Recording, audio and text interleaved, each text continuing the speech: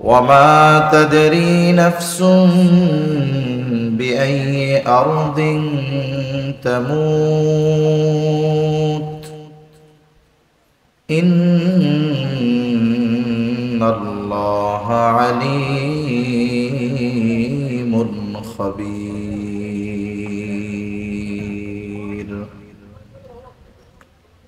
وقال رسول الله صلى الله عليه وسلم: لا تقوم الساعة حتى يقبض العلم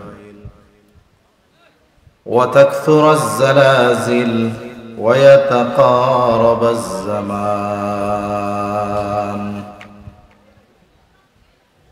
وتظهر الفتن ويكثر الحرج وهو القتل ويكثر فيكم المال فيفيد، أو كما قال النبي صلى الله عليه وسلم.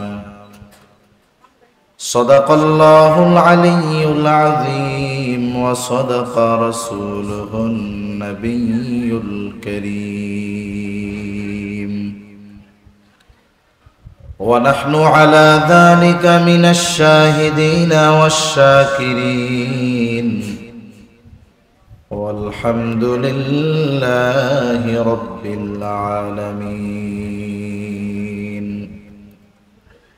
سبحانك لا علم لنا إلا ما علمتنا إنك أنت العليم الحكيم.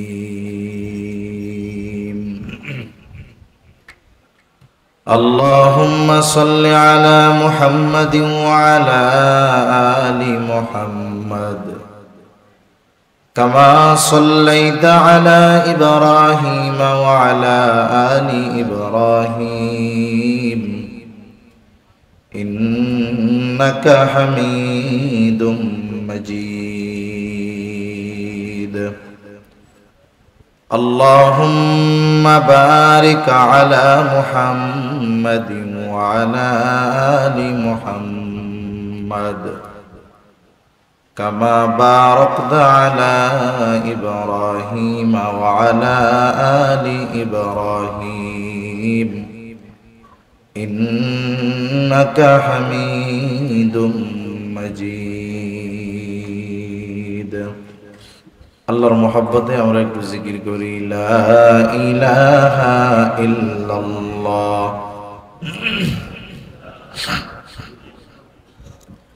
লা ইলাহা ইল্লাল্লাহ, লা ইলাহা ইল্লাল্লাহ, লা ইলাহা ইল্লাল্লাহ, লা ইলাহা ইল্লাল্লাহ মুহাম্মাদুর রাসূলুল্লাহ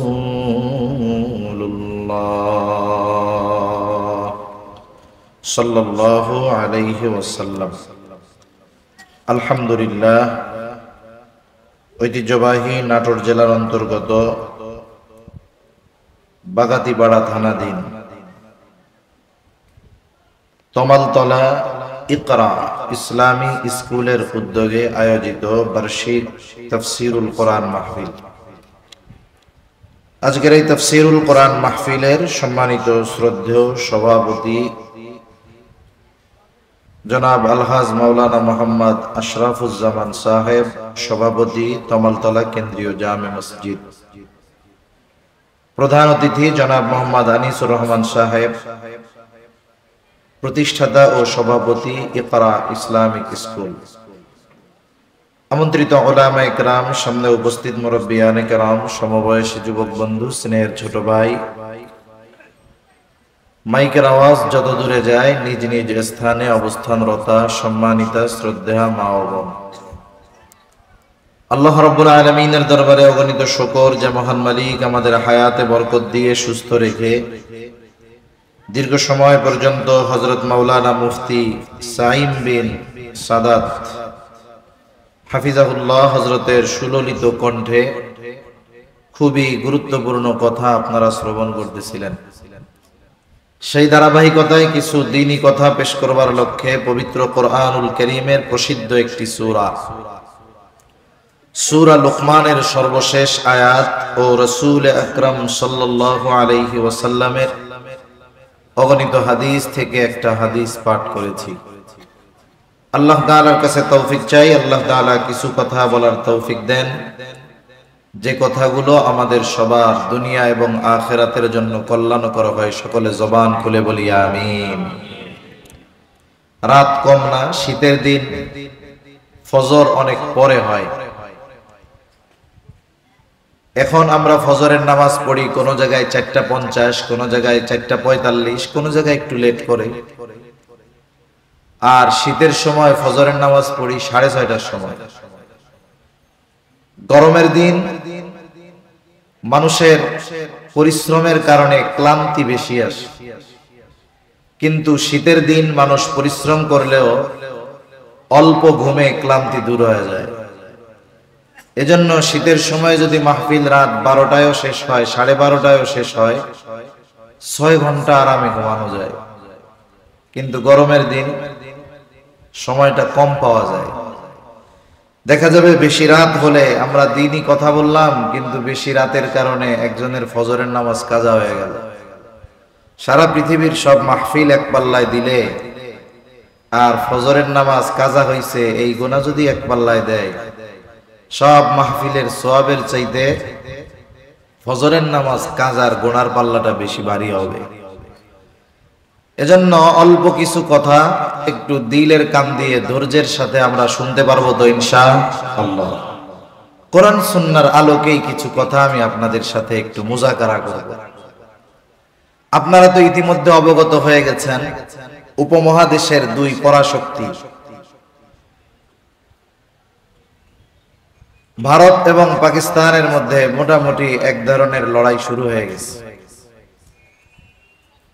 রাসূল আকরাম সাল্লাল্লাহু আলাইহি ওয়াসাল্লাম কিয়ামতের আগে এক মহা যুদ্ধের কথা বলেছেন। আবার অনেক হাদিসের আলোকে জানা যায় সেই যুদ্ধ হবে মুমিন এবং মুশরিকদের মাঝে। এটা কখন হবে, কোন সময় হবে, এটার সুনির্দিষ্ট সময় দুনিয়ার কেউ বলতে পারে না। কিন্তু অনেক সময় ছোট্ট বিষয় নিয়ে শুরু হতে হতে এটা বৃহৎ আকার ধারণ করতে পারে। যুদ্ধ দুটো দেশের মধ্যে শুধু বাজতেই সীমাবদ্ধ থাকে তা না, এই যুদ্ধের প্রভাব গোটা পৃথিবীর মধ্যে ছড়িয়ে পড়ে। তা আমরা দোয়া করি আল্লাহ সুবহানাহু ওয়া তাআলা কল্যাণকর ফয়সালা দান করেন। সকলে বলি আমিন। যদি এমন কোন যুদ্ধ লেগেই যায় যেখানে ইমানদার আর মুশরিকের মধ্যে লড়াই হবে, জিহাদ হবে, তাহলে ইমানদারদের জন্য হারানোর কোনো কিছু নাই। কারণ ইমানদার যদি জিহাদের ময়দানে জয়ী হয়, গাজী, যদি যুদ্ধের ময়দানে প্রাণ হারায়, শহীদ, শাহাদাতের মর্যাদা নসিব হয়ে যাবে। আর একজন মুমিনের তামান্না থাকা দরকার অন্তরে যে আল্লাহ তাআলা যেন ঘরে ফেলে হঠাৎ মৃত্যু না দেন, শাহাদাতের মৃত্যু যেন আল্লাহ দান করেন। এজন্য হযরত ওমর রাদিয়াল্লাহু তাআলা আনহু দোয়া করতেন, আল্লাহুম্মা রযুকনা শাহাদাতান ফি সাবিলিক। হযরত ওমর রাদিয়াল্লাহু তাআলা আনহু আল্লাহ তাআলার কাছে শাহাদাতের মৃত্যু কামনা করতেন। আমরাও দোয়া করি যে কোনো সময় হোক আল্লাহ তাআলা যেন আমাদেরকেও শাহাদাতের মৃত্যু দান করেন, বলি আমিন। কারণ আমি আপনি যত চেষ্টা করি না কেন এই দুনিয়াতে চিরদিন থাকা সম্ভব নয়। দুনিয়া থেকে যেতেই হবে। যাওয়াটা যদি দ্বীনের জন্য হয়, শাহাদাতের মাধ্যমে হয়, এর চাইতে উত্তম আর কোনো কিছুই হতে পারে না। তা সম্মানিত উপস্থিতি, আমি আপনাদের খেদমতে যে আয়াত তিলাওয়াত করেছি, এই আয়াতের মধ্যে আল্লাহ সুবহানাহু ওয়া তাআলা গায়েব সম্পৃক্ত 5টি বিষয়ের কথা বলেছেন। কয়টি বিষয়? একটু জবাব দেওয়া যাবে তো?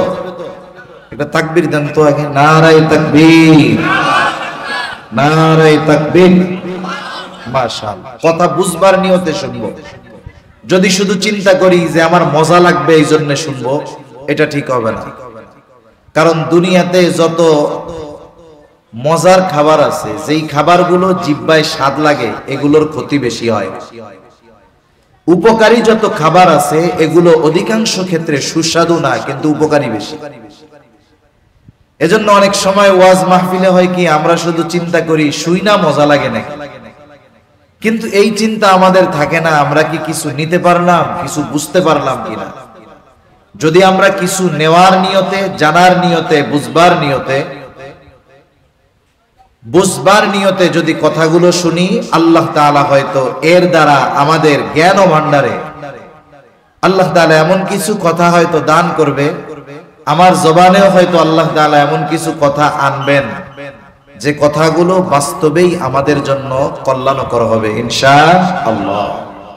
ওয়াজ মাহফিলকে একটা এন্টারটেইনমেন্ট বানালে হবে না।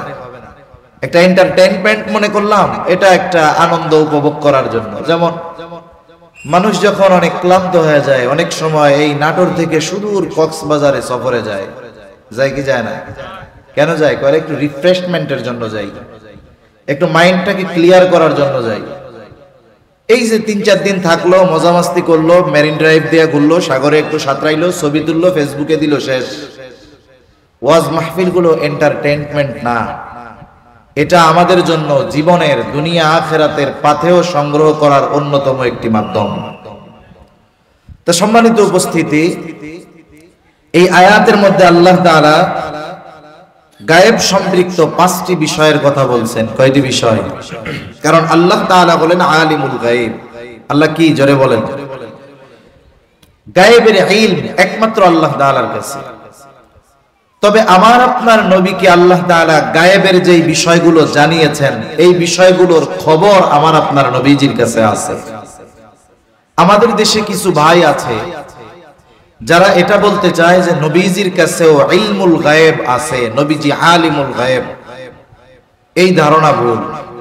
বরং আল্লাহ তাআলা নবীজিকে গায়েবের খবর যতটুকু জানিয়েছেন, নবী ততটুকু জানেন, ততটুকুই উম্মতকে জানিয়েছেন। এই আয়াতে 5টি বিষয়ের কথা বলা হয়েছে। হাদিসের ভাষায় বুখারীর বর্ণনায় আসছে এই 5টি বিষয় হলো মাফাতিহুল গায়েব, গায়েবের চাবিকাঠি।